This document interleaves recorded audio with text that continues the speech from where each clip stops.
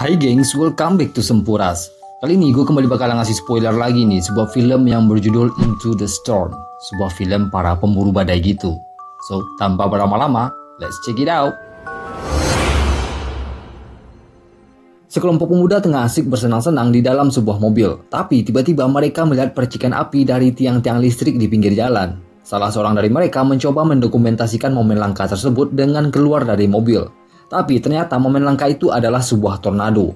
Mereka bergegas pergi meninggalkan tempat itu. Tapi sayangnya mobil yang mereka kendarai terhisap ke dalam pusaran angin. Dan para pemuda ini akhirnya ditemukan tewas setelah tornado itu mereda. Keesokan harinya, para pemburu tornado benar-benar kecewa melihat berita tornado yang cukup besar ini disiarkan di TV. Terutama si bos yang bernama Pete. Ia telah hampir setahun tak berhasil mendokumentasikan sebuah bencana tornado. Dan ia meluapkan semua kekesalannya itu pada Allison. Ia adalah seorang ahli dalam perkiraan cuaca. Dan ia yang bertugas melacak keberadaan tornado di sekitar Amerika Serikat. By the way, sekelompok orang ini adalah tim dokumentasi khusus tornado. Mereka membuat film-film dokumenter yang ditayangkan di YouTube khusus bencana tornado.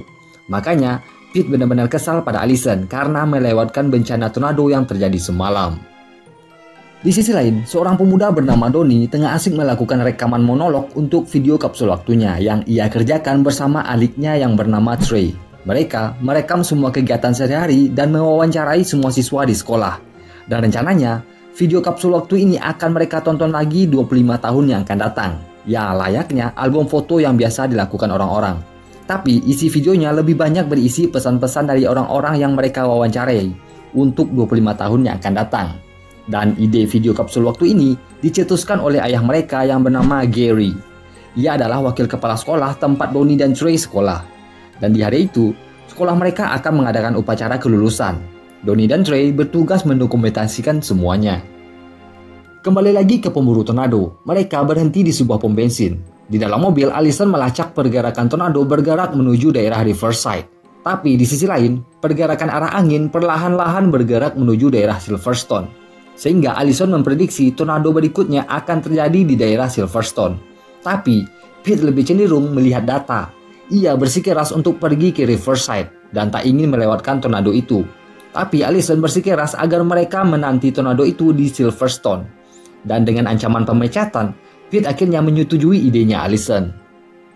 Di sisi lain, karena jadi seorang YouTuber sedang viral-viralnya, dua orang pemuda bernama Dong dan Rivers sedang sibuk membuat konten-konten konyol dan membahayakan dengan kamera GoPro dan ponsel mereka. Saat sedang membuat konten kolam kematian berapi, mereka melihat mobil Titus miliknya Pete lewat. Otomatis akan terjadi tornado, sehingga mereka memutuskan mengikuti mobilnya para pemburu tornado ini.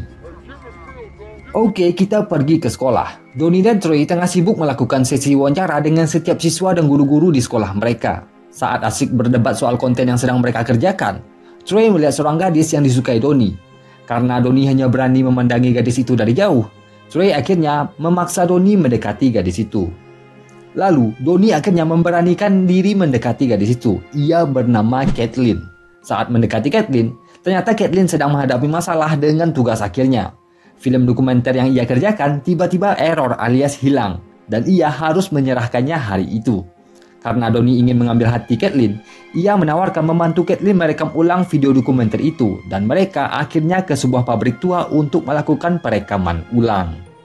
Di sisi lain, para pemburu tornado mampir ke sebuah motel untuk beristirahat dan mengisi ulang baterai peralatan mereka. Saat asik-asik menunggu, Pete menonton sebuah berita yang menyiarkan tornado yang cukup besar di daerah Riverside, yang membuat ia benar-benar marah pada Allison. Lalu saat Allison sibuk melihat dan membaca data di laptopnya, tiba-tiba hujan es melanda daerah itu. Tak tanggung-tanggung es yang turun sebesar bola golf. Allison bergegas pergi ke mobil untuk melihat radar cuaca. Dan ternyata sebuah tornado besar sedang bergerak menuju Silverstone. Dan mereka semua akhirnya langsung berangkat menuju Silverstone. Singkat cerita, para pemburu tornado langsung mendokumentasikan tornado yang lumayan besar itu dari kejauhan. Dan juga dua orang YouTuber yang mengikuti mereka. Tapi ternyata tornado itu bergerak ke sekolah. Para siswa yang sedang merayakan kelulusan bergegas masuk gedung sekolah setelah mendengar suara alarm. Saat mereka bersembunyi di ruang perlindungan, tornado yang datang itu benar-benar dahsyat. Sekolah mereka diobrak-abrik. Bahkan, bus sekolah juga ikut terangkat dan semua halaman benar-benar hancur karena tornado itu. Di sisi lain, Donnie dan Caitlin sedang bersiap melakukan perekaman video di pabrik tua. Saat asik menggombal dan kamera udah menyala, tiba-tiba angin kencang menghancurkan tempat itu. Tapi untungnya mereka selamat dengan melompat dan memasuki sebuah lubang. Hanya saja mereka terjebak di lubang itu. Dan atap bangunan mulai roboh dan menutupi lubang tempat mereka terperangkap. Sehingga mereka terpaksa terjebak di pabrik tua itu.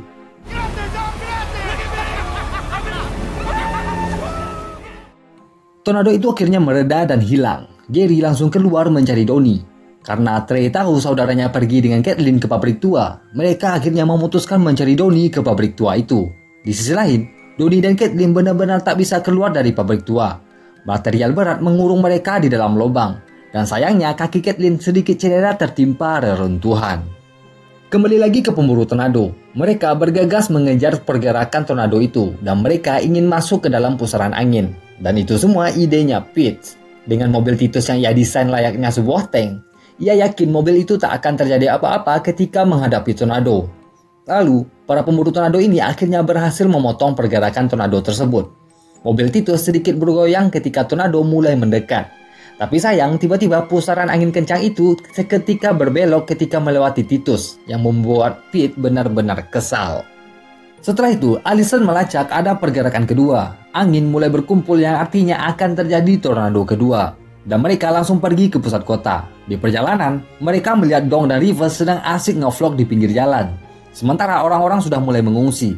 Lalu Allison mencoba memperingatkan mereka agar segera menyelamatkan diri. Tapi para YouTuber ini benar-benar keras kepala. Dan saat mereka sedang berdebat, angin mulai mengerucut dan bergerak menuju mereka. Gary dan Trey yang melewati jalanan itu ikut terpental akibat sambaran angin. Gary dan Trey akhirnya terjebak. Mereka memutuskan keluar mobil ikut menyelamatkan diri bersama para pemburu tornado memasuki sebuah bank. Tapi saat Allison ingin berlari menuju bank, ia ikut terhisap pusaran angin. Gary yang melihat Allison hampir mati, ia langsung berlari memegangi Allison. Mereka berdua mulai bergelantungan di mobil Titus. Tapi untungnya tornado itu segera mereda dan mereka berdua akhirnya selamat. Setelah itu, salah seorang kameramennya Pete yang bernama Jacob mentalnya down. Ia benar-benar shock dan memutuskan mengundurkan diri karena tak sanggup lagi. Tapi Daryl mencoba menenangkannya. Ditambah lagi motivasi dari Pete yang membuat ia akhirnya melanjutkan petualangan itu. Setelah itu, Gary meminta Pete mengantarkannya ke pabrik tua yang tak jauh dari pusat kota itu. Pete menolak karena ia lebih mementingkan dokumentasi daripada menyelamatkan nyawa seseorang. Tapi akhirnya ia bersedia mengantarkan Gary setelah melihat Trey memegang sebuah kamera. Dan ia meminta agar Trey menumpangi mobil Titus bersamanya sembari melanjutkan merekam semua kejadian yang ia temui. Di sisi lain, Donnie dan Caitlin udah mulai pasrah dan mereka mulai bercerita kenangan indah masa kecil mereka masing-masing. Tapi tiba-tiba air mulai memasuki lubang tempat mereka terperangkap. Dan ternyata pipa air pabrik itu patah. Dan air mulai menggenangi lubang tempat mereka terjebak. Gary, Trey, dan para pemburu tornado bergerak menuju pabrik tua tempat Donnie terjebak. Di perjalanan, suasana terbilang cukup aman. Tapi perlahan-lahan, Trey melihat angin mulai mengerucut sampai menuju tanah. Ia melihat tornado kecil terjadi di depannya. Tapi ternyata tornado itu tak hanya satu, tapi 4 tornado mengelilingi mereka. Seketika, tornado kecil itu meluluh lantakkan daerah-daerah itu. Dan tak sengaja, Dong dan Rivers ikut-ikutan terhisap pusaran angin ketika mereka sibuk ngevlog. Mobil yang ditumpangi Gary dan Allison terkena sambaran angin, sehingga mobil mereka terpental. Tapi untungnya tak terhisap ke dalam pusaran angin. Dan saat kekacauan itu terjadi, sebuah mobil tangki minyak ikut terbalik, sehingga api dan angin mulai bersatu yang menyebabkan timbulnya tornado api. Mereka semua bergegas lari menyelamatkan diri memasuki gereja. Tapi Jacob yang awalnya mentalnya down, ia benar-benar takjub melihat tornado api itu. Ia pun memberanikan diri mendokumentasikan kejadian langka itu dari dekat. Dan tak menghiraukan seruan dari teman-temannya. Karena angin terlalu kencang, ia pun akhirnya ikut terhisap ke dalam pusaran tornado api itu. Mereka semua akhirnya selamat, dan suasana berubah menjadi sunyi karena Pete lebih mementingkan hasil dokumentasi daripada kematian kameramennya, yang membuat Allison benar-benar emosi melihat kelakuan bosnya. Setelah keadaan mulai tenang, para pemburu tornado ini memutuskan berpisah dengan Pete. Allison, Gary, dan Trey melanjutkan perjalanan menuju pabrik tua. Sedangkan Pete dan tim yang lain melanjutkan memburu tornado. Kembali lagi ke pabrik tua. Caitlin mulai terisak pasrah dengan kondisinya. Ya, air udah mulai menggenang sampai ke dagunya. Sedangkan Pete masih merekam semua kejadian di tempat mereka terjebak. Dan karena mustahil untuk selamat, Donnie dan Caitlin akhirnya mulai merekam salam perpisahan dengan keluarga mereka. Setelah itu, Gary makin gelisah memikirkan kondisi anaknya. Dan saat mereka sampai, Donnie dan Caitlin ternyata udah hampir kehilangan nyawa mereka. Trey langsung memutuskan mengambil sebuah mobil dan menggeser reruntuhan bangunan yang menyebab Donnie dan Caitlin. Dan akhirnya mereka berdua berhasil diselamatkan. Saat momen mengharukan antar keluarga ini, Pete kembali mendatangi Allison, tapi untuk mengambil hard drive video-videonya. Dan pada akhirnya, Pete menawarkan bantuan membawa mereka semua dengan menompangi mobil Titus, yang notabene tahan semua serangan segala cuaca.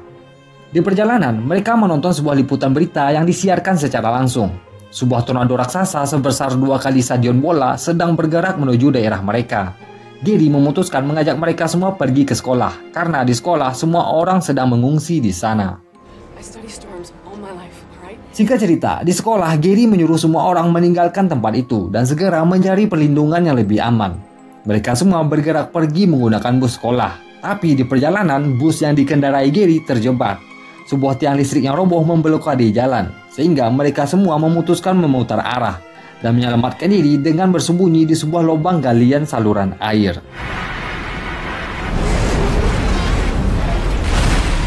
Mereka semua berhasil memasuki lubang galian air yang bisa dibilang cukup aman. Tapi saat angin melewati tempat itu, sebuah truk menghantam pagar pembatas lubang galian, sehingga pagar itu terlepas dan mereka semua mulai terhisap sedotan angin.